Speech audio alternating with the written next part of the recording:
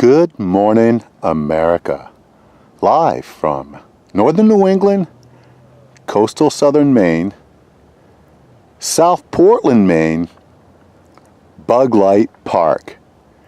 Right here, next to the harbor. This is Frank Margell. Today is November 10th, 2016. It's about 9 a.m. in the morning here in northern New England, coastal southern Maine, and it is an absolutely gorgeous Maine day to be out and about with you. This is a freelance video, and you will find it at Frank Margell at youtube.com. I post on Facebook, Twitter, and Google+. I'm not affiliated with any business or enterprise. I'm not an expert at anything that I can think of at this point. But I am out and about here with you in near full sunny skies. We got a little breeze, no particulate air. It's about 65 degrees, give or take, in the warm sun. It is so nice to be out and about with you again today. And if you would like to send me a comment, please do so at Frank Margell at youtube.com. I'd love to hear from you. Please try to keep it upbeat and clean. Thank you. I do read your comments and I do respond to them from time to time. I am out here in the public domain, and I wanted to get into a little political commentary today regarding the historical election that was held on November 8th, 2016. Today is November 10th, and we're going to call this Thinking Thursday. And there is certainly a lot to think about regarding the Republican nominee becoming the President of the United States. Yes, Donald J. Trump prevailed due to an outpouring of support all across America. And he is now President-elect Trump. Now, what on earth could I possibly add to that? Well, I wanted to follow up on what I've been viewing or hearing in the press. We're talking liberal press, conservative press, radio, TV, papers. It's everywhere in our country right now, and it's very difficult to get away from it unless you do something like this. You come out to Bug Light, or you take a few minutes from your busy life away from all of the press and try to reflect upon what has taken place. However, what I'm hearing in the press and seeing on websites, on the internet, is disturbing, to say the least. So I would like to give you a little freelance commentary. And again, if I strike a chord with you, go right ahead and send me a comment at Frank Margell at youtube.com. So here we go. There are thousands and thousands of protests taking place in America regarding the results of a free election. That's right.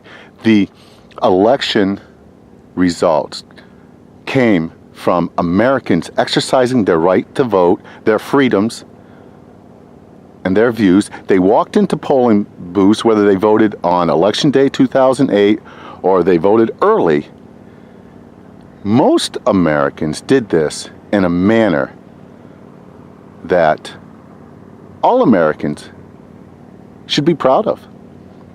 And we've heard from the candidate that won, and we heard from the candidate that lost, and we've heard from the president now sitting, that everybody needs to conduct themselves and set an example for the rest of the world and transition from one president to the next in a peaceful, respectful manner. However, what is taking place, aside from that good advice, that wise suggestion, are protests. And some of these protests are violent. And some of the protesters are inciting violence. And as I have viewed as little as humanly possible without getting too caught up in it, as I have viewed and heard from many press agencies on the internet, on TV, and on the radio, is that they're all in shock that Donald J. Trump did in fact win the election. And they are coming up with several ways to scapegoat their misleading polls, their opinions, and their analysis.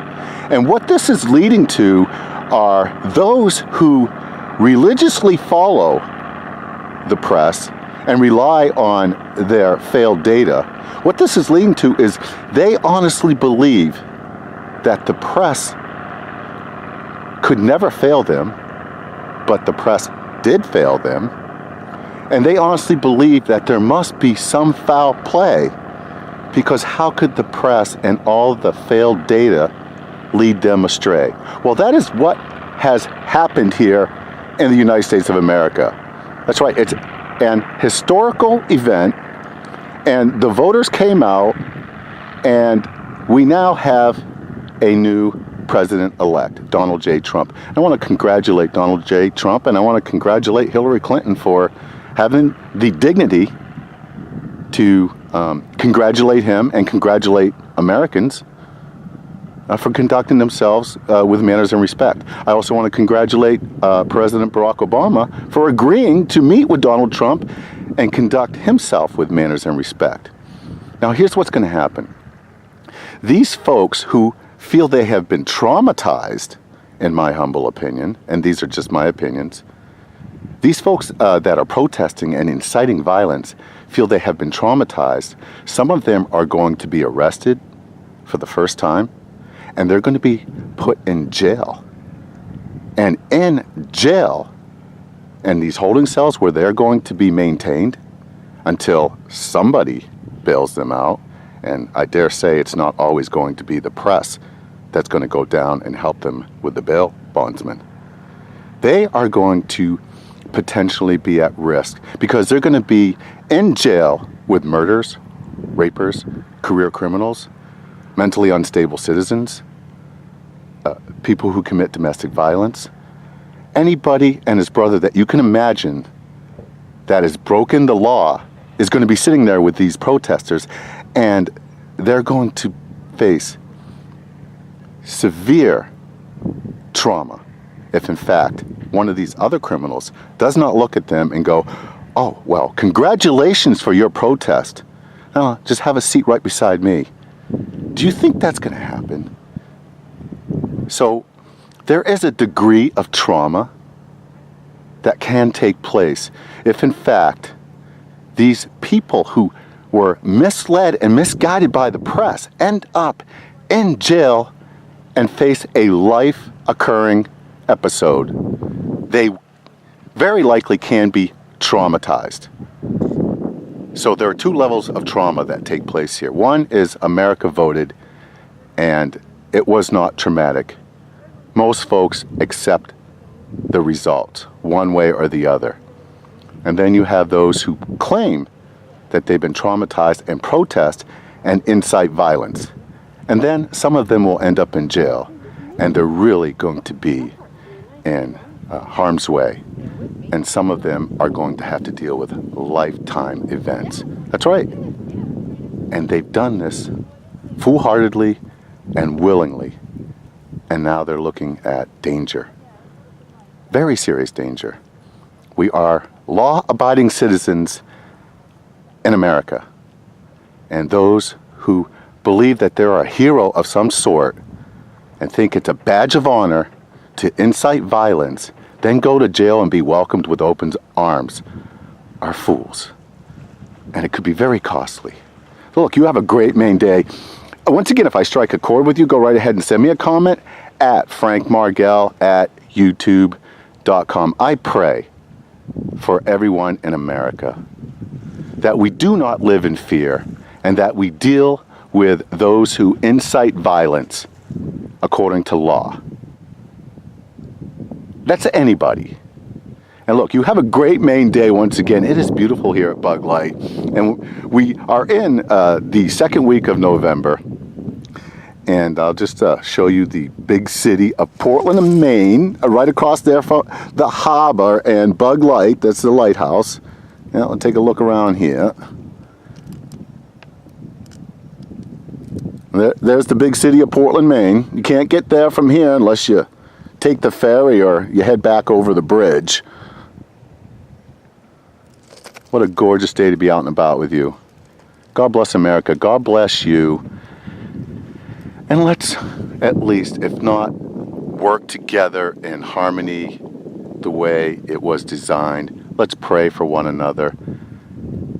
And let's move on in a manner that sends the world a message that we truly are the United States of America and we accept this election. You have a great Maine day. This is Frank Margell, November 10th, Thinking Thursday, 2016. You once again can send me a comment at frankmargell@youtube.com. I post on Facebook, Twitter, and Google+. Thank you. And no matter where you are in the free world, I'll keep you posted. This is Frank Margell. Take care.